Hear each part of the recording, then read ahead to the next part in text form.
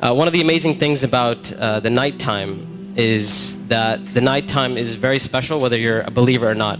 One of the things that psychologists often discuss is that nights are usually considered a spiritual time. So they talk about how usually people are more willing to share and they're usually more in touch with their feelings and their emotions at night. And this is why you see when people go out on dates and stuff like that, when do they usually go out?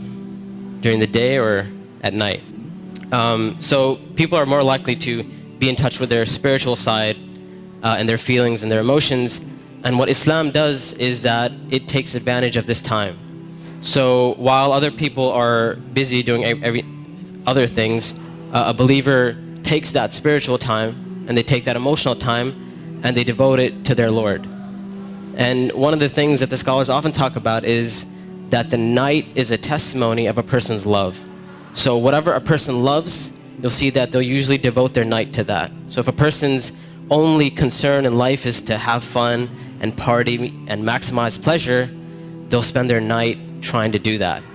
If a person's concern is their afterlife and their love for Allah, then they'll spend their night in concern about their akhirah.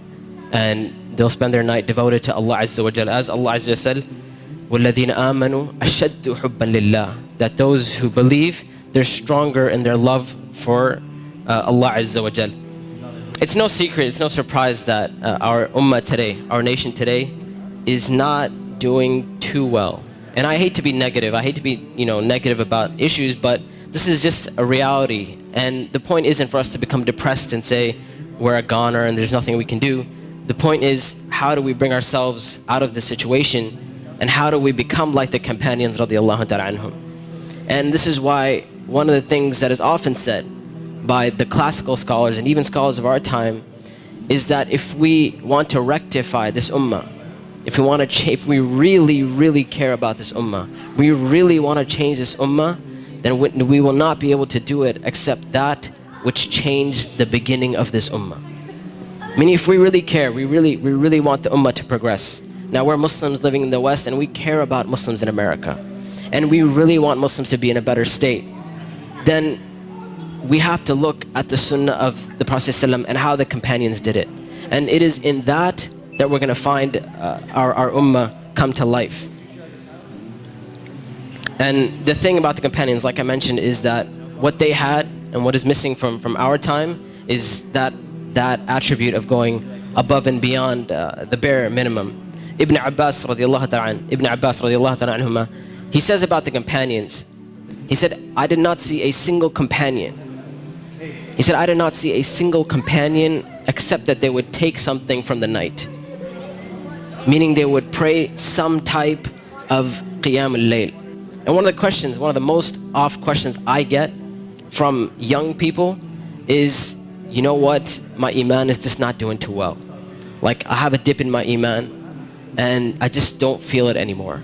Or a lot of times people who start practicing Islam, they'll have this iman high and they're doing really, really well, and then a time will come where they'll be like, it just doesn't feel the same anymore. Or a lot of times reverts and converts will say, when I first became Muslim, it was the most amazing experience of my life, and I want that back. I want that experience back. And one of the first questions I ask these people is, how is your connection with Allah? How is your qiyam al-layl? When was the last time you got up in the middle of the night or in the last third of the night to pray to your Lord?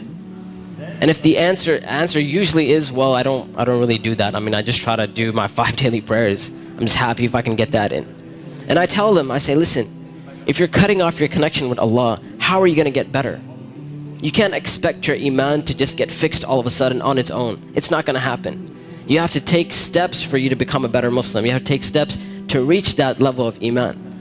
When it comes to qiyam al-layl, one of the advices I often give, and I give this advice because this was the advice given to me by my teachers, is if you want to pray qiyam al-layl, all you have to do is just try it. And I'm not talking about spending a third of the night praying or half of the night praying. I'm saying get up 10 minutes before Fajr. Just 10 minutes before Fajr. And we know the Prophet ﷺ told us that it is the last third of the night where Allah Azza wa Jal comes down to the lowest parts of the heaven and He asks, He says, which one of my servants is seeking my forgiveness that I may forgive them? And which one of my servants is seeking my mercy that I may be merciful for them? Which one of my servants is asking of me that I may give to them? And that third of the night is still there in the last 10 minutes before Fajr. So all I'm saying is wake up 10 minutes before Fajr. Not an hour, not 2 hours before Fajr, 10 minutes before Fajr.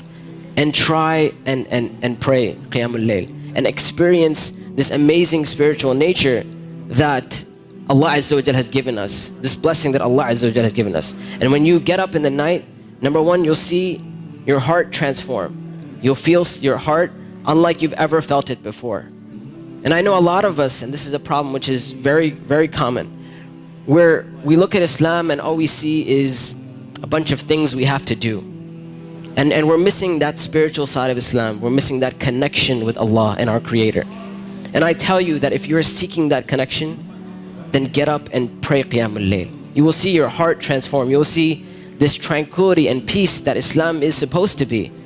You know, people talk about Islam. Islam means peace and all that kind of stuff.